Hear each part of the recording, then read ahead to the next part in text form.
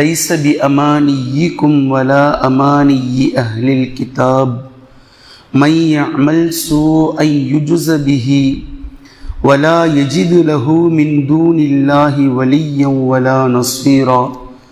கண்ணியத்திற்குரிய அல்லாஹ்வின் அடியார்களே, அப்துல்லா இப்னு மஸ்ஊத் ரலியல்லாஹு அன்ஹு அவர்களுக்கு சூரத்துன் நிசாவில் பிடித்த 5 வசனங்களின் தலைப்பை நாம் பார்த்து வருகின்றோம். அவர்களுக்கு பிடித்த 5வது வசனம் இந்த 123வது வசனம். ஈமான் கொண்டிருப்பவர்களே, நீங்கள் என்ன எண்ணுகிறீர்களோ உங்களுடைய எண்ணப்படி மறுமையில் ஒன்றும் நடக்கப் போவதில்லை. வலா அமானி அஹ்லில் கிதாப், வேதமுடையவர்களே, நீங்கள் என்ன எண்ணுகிறீர்களோ நீங்கள் எண்ணுவது போல் நடக்கப் போவதில்லை நாளை மறுமை நாளையில்.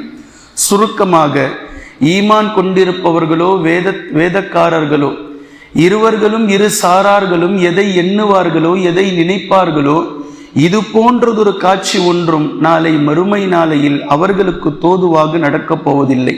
மாற்றமாக, மையமல் சூஐ யுஜுஸ பிஹி, எவர்கள் இந்த உலகத்தில் எப்படி நடந்து கொண்டார்களோ அதன் அடிப்படையில் அவர்களுக்கு கூலிகள் வழங்கப்படும். இந்த உலகத்தில் நாம் நன்மை செய்திருந்தால் நன்மைக்கான கூலியை அல்லாஹும் நன்மையாகவே நடந்து கொள்வான்.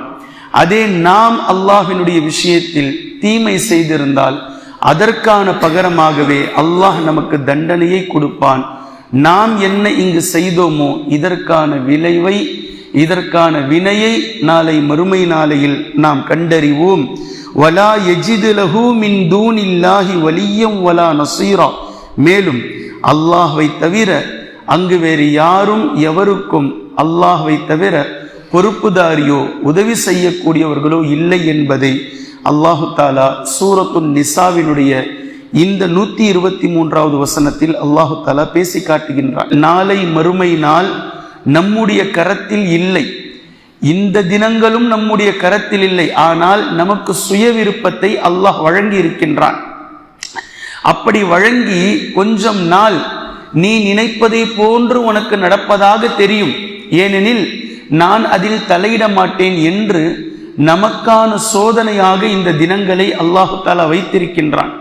இப்போது இந்த தினத்தில் மனிதன் எண்ணிக்கொள்கின்றான், நாம நினைக்கிறது தான் நடக்கும், நான் சொன்னல்ல, நான் பண்ணல்ல, உலகமே இவன் கையில் வந்ததை போன்றும், இவன் சொல்வது போன்று சூரியன் உதிப்பது போன்றும், இவன் சொல்வது போன்று சந்திரன் மறைவது போன்றும், இவன் சொல்லக்கூடிய திசையில் காற்று வீசுவதை போன்று இவன் நினைத்துக் கொள்கின்றான். இந்த உலகத்தில் வாழக்கூடிய ஒரு 60-70 ஆண்டுகள் இவனுடைய முயற்சியை கொண்டு ஒட்டுமொத்தமும் சம்பாதித்ததை போன்றும், இவனுடைய முயற்சியை கொண்டே இவன் வாழ்ந்து கொண்டிருப்பதை போன்றும், இவனுடைய முயற்சியை கொண்டே இவன் பிறந்ததை போன்றும், இவன் மௌத்தாகுவான் என்பதை போன்றும் ஒவ்வொரு மனிதனும் நினைத்து கொண்டிருக்கின்றான். அதற்கு சம்பட்டை அடியாக அல்லாஹு தாலா பேசுகின்றான், எப்பா, எந்த நேரமும் எந்த ஒரு நொடியும் நிச்சயமாக உன்னுடையதல்ல. உன்னுடைய முயற்சியாலோ உன்னுடைய சம்பாத்தியத்தினாலோ நீ நினைத்ததினாலோ நீ செய்வதை நீ பேசுவதை நீ சாதித்துக் கொள்ளவில்லை. மாற்றமாக அல்லாஹ் நாடியதுதான், அல்லாஹ்வினுடைய வசத்தில்தான் ஒவ்வொன்றுமே இருக்கின்றது. இந்த உலகத்தில் உங்களுக்கு அப்படி பிம்பமாக்கி தரப்படுகின்றது. காரணம், கொஞ்ச காலம், கொஞ்சம் நேரம், சில மணி நிமிடங்கள், சில வினாடிகள் உங்களுக்கு இந்த உலகத்தில் அவகாசம் வழங்கப்பட்டிருக்கிறது. இருந்து கொள்ளுங்கள், என்ன செய்றீங்களோ செஞ்சுக்குங்க, என்ன பண்றீங்களோ பண்ணிக்குங்க. ஆனா ஒரு நாள் என்கிட்ட நீங்க திரும்பி வரணும். அந்த நேரம், அந்த நாள், அந்த நொடி வரும்போது கண்டிப்பாக நாம் உங்களுக்கு எந்த விதமான அவகாசமும் வழங்க மாட்டோம் என்று குர்ஆனுடைய பலதரப்பட்ட வசனங்களில் அல்லாஹு தஆலா பேசி காட்டுகின்றான். இப்போ இதை புரிய வைக்கும் விதமாகத்தான் அல்லாஹ் பேசுகின்றான். கிறுக்கு பசங்களா, உலகத்துல உங்களுடையது அல்ல, இல்லாமல் இருக்கும் போதே நீங்கள் உங்களுடையது போன்று நீங்கள் நினைத்து கொண்டீர்கள். ஆனால் நாளை மறுமை நாளையில் நிச்சயமாக கண்டிப்பாக உங்களுக்கு அப்படிப்பட்ட எண்ணங்களும் இருக்காது.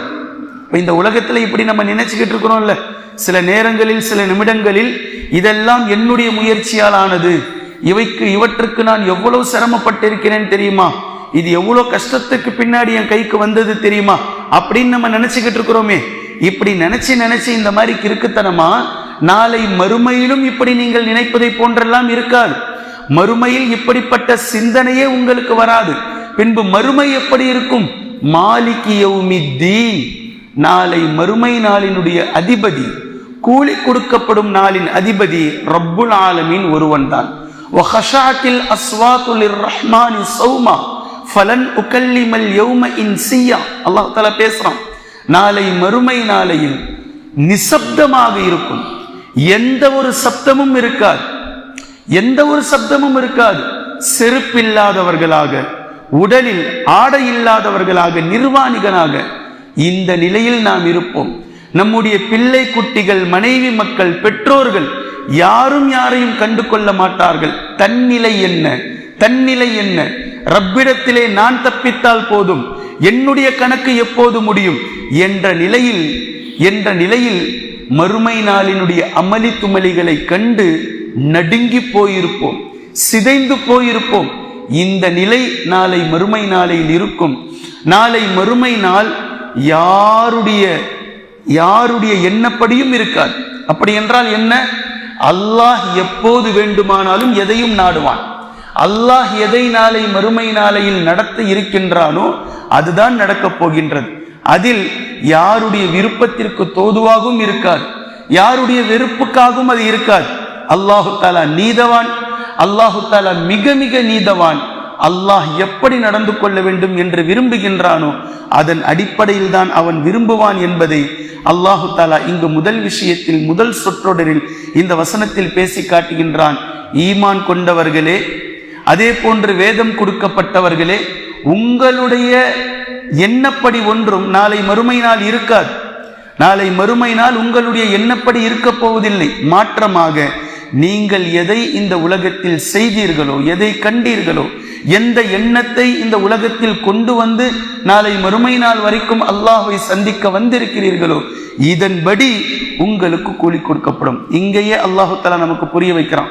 உங்களுடைய மறுமை ஸ்மூத்தா இருக்கணும்னு நீங்க நினைச்சீங்கன்னா, உலகத்தில் உங்களுக்கு கொடுக்கப்பட்ட நாட்களை அல்லாஹ் எப்படி சொல்லி இருக்கின்றானோ, அல்லாஹ்வின் மீது எப்படி நம்பிக்கை கொள்ள வேண்டும், அல்லாஹ்வை எப்படி சரியான முறையில் புரிந்திருக்க வேண்டும் என்ற அடிப்படையில் நீங்கள் புரிந்து நினைத்து ஈமான் கொண்டு அவன் சொன்ன அடிப்படையில் உங்களுடைய வாழ்நாளை மாற்றிக்கொள்ளுங்கள். உங்களுடைய வாழ்க்கையை நீங்கள் வாழ்ந்து கொள்ளுங்கள் ரப்புல் ஆலமீன் சொன்ன அடிப்படையில். அப்படி இருந்தால் நாளை மறுமை நாளையில் என்ன நீங்கள் செய்தீர்களோ அதற்கான கூலி கொடுக்கப்படுவீர்கள். ஒருவேளை தீயதை செய்து வந்தால், மை யஅமல் சூஅன், கெட்டதை ஒரு மனிதர் நாளை மறுமை நாளையில் கொண்டு வந்தால், தீயதை அல்லாஹு தஆலா சொல்லாத, நபி அவர்கள் சொல்லாத, அல்லாஹும்ம ஸல்லி அலா முஹம்மத் வாழ்ந்த ஒரு வாழ்நாளை நாளை மறுமை நாளையில் கொண்டு வருவாரையானால் யுஜ்ஸபிஹி, கண்டிப்பாக அதற்கான பகரங்கள், கூலிகள் கொடுக்கப்படும். அது என்ன அவர் கொண்டு வந்தாரோ, என்ன அவர் செய்திருக்கிறாரோ ஒட்டு மொத்தமும், நுணுக்கத்திலும் நுணுக்கமானதையும் அல்லாஹு தஆலா எடுப்பான். ஒட்டு மொத்தத்திற்கும் கூலி கொடுக்கப்படும். அல்லாஹ்வை தவிர நாளை மறுமை நாளில் உங்களுக்கு பொறுப்பாளியோ உதவி செய்பவரோ யாரையும் நீங்கள் காண மாட்டீர்கள். அப்படின்னா என்ன? வானவர்கள், ஜின்கள், மனிதர்கள், இந்த உலகத்துல நான் பார்த்துக்கிறேன், நான் போன் பண்றேன், நீ போ அங்க போய் போன் பண்ணு, நான் பார்த்துக்கிறேன், எத்தனை டைலாக்குகளை இந்த உலகத்தில் மனிதர்களை கொண்டு நாம் பார்க்கிறோம். இது எதுவுமே மறுமை நாளில் நடக்காது. ரப்புல் ஆலமீன் ஒன்லி ஒன். அவன் என்ன நாடுறானோ, அவன் என்ன நினைக்கின்றானோ அது மாத்திரமே நாளை மறுமை நாளையில் நடப்பதை ஒவ்வொரு மனிதரும் கண்கூடாக கண்டு கொள்வார்கள். அங்கு தப்பிப்பதற்கான ஒரே ஒரு வழி, இந்த உலகத்தில் அல்லாஹு தஆலா நமக்கு நம்முடைய உடலில் உயிரை கொடுத்திருக்கக்கூடிய இந்த கால அவகாசத்தை சரியாக பயன்படுத்துவது மாத்திரம்தான் நாளை மறுமை நாளையில் நம்மை பாதுகாக்கும்.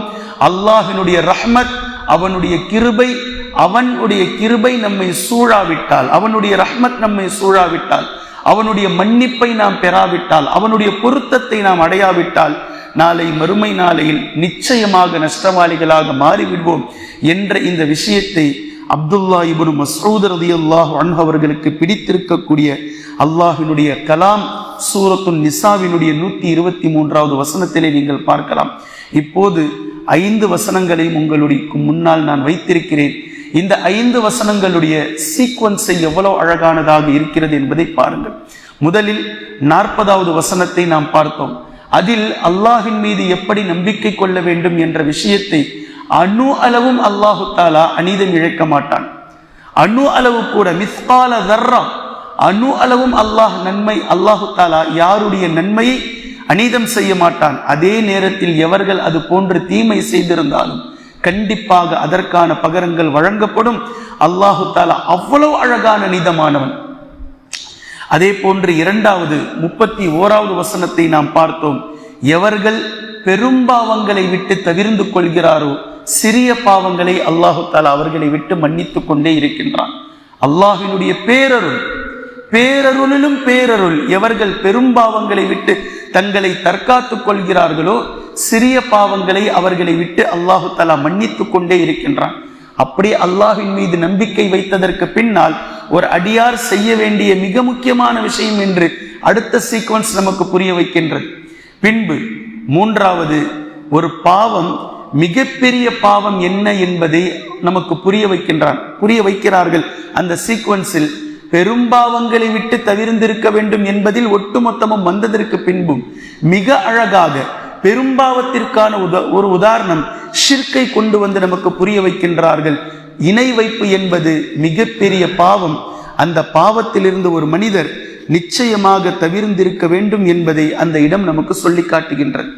அதே போன்று 4வது இடத்திலே கொண்டு வருகிறார்கள். எவர் ஒருவர் ஒரு தீமையை செய்கிறாரோ, அதே நேரத்தில் ஒரு தீமையை செய்து தனக்குத்தானே அநீதம் இழைத்து கொண்டு அல்லாஹ்விடத்தில் பாவ மன்னிப்பை தேடுகிறாரோ, அல்லாஹ்வை அவர் அவருடைய பாவங்களை மன்னிப்பவராக, கிருபை செய்பவராக அவர் பெற்றுக்கொள்வார், நிச்சயமாக பெற்றுக்கொள்வார். இப்போது அல்லாஹ் அணு அளவும் அநீதம் செய்ய மாட்டான், அவன் மிகப்பெரிய ஞானவாதி என்று துவங்கி அல்லாஹு தாலா பாவங்களை மன்னிப்பவன் என்பதில் கொண்டு வந்த 4வது வசனத்தில் முடித்துவிட்டு 5வது வசனம் 123வது வசனம், நாளை மறுமை நாள் நம்முடையது எப்படி இருக்க வேண்டும் என்பதை இந்த உலகத்திலே நீங்கள் தீர்மானித்துக் கொள்ளுங்கள். ஏனென்றால் நாளை மறுமை நாள் முழுக்க அல்லாஹினுடைய கட்டுப்பாட்டில் முழுவதுமாக சென்றிருக்கும். அங்கு அல்லாஹ் நாடியது மட்டும்தான் நடக்கும், அல்லாஹ் நினைப்பது மட்டும்தான் நடக்கும் என்பதை கொண்டு வந்து அப்துல்லா இப்னு மஸ்ஊத் ரலியல்லாஹு அன்ஹு அவர்கள் இந்த வரிசை கிரமத்தை மிக அழகாக நமக்கு சுட்டி காட்டுகின்றார்கள். இதனால் தான் இந்த 5 வசனங்களை அவர்கள் இப்படி சொன்னார்கள். இந்த உலகத்தில் இருக்கக்கூடிய அத்தனைகளை காட்டிலும் சூரத்துன் நிசாவினுடைய இந்த 5 வசனங்கள் எனக்கு மிகவும் பிடித்தமானவை என்று சொல்லி காட்டினார்கள். எனவே கண்ணியத்திற்குரிய அல்லாஹ்வின் அடியார்களே, ஒருவருடைய வாழ்க்கையை மாற்றக்கூடிய ஆகச் சிறந்த 5 வசனங்களாக இந்த வசனங்களை நாம் எடுத்துக்கொள்ள முடியும்.